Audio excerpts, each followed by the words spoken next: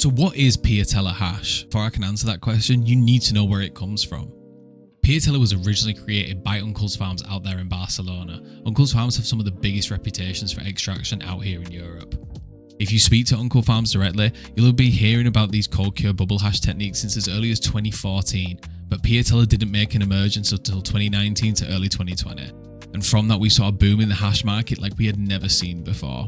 But how is Piatella actually made, and why is it different than rosin? Major difference is pressure and heat.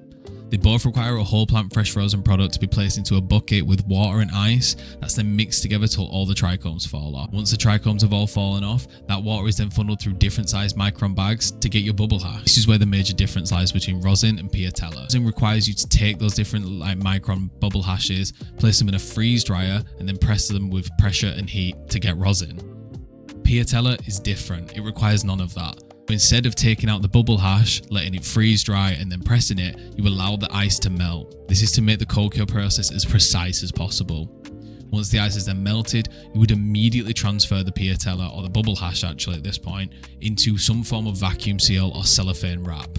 If you haven't vacuum sealed it, you then need to put it into a vacuum contained box in a dark room away from light at temperatures between 4 and 10 degrees. This is to allow the cold curing process to take place and not let any light melt the hash. This allows for the hash to melt naturally, and you get an amazing, beautiful layer of terpene, almost liquid, across your hash. Once the process is complete, you are left with this amazing, beautiful, buttery, cakey texture on your hash. Now, the biggest advantage to this is that it's actually a full melt hash, meaning you can dab this.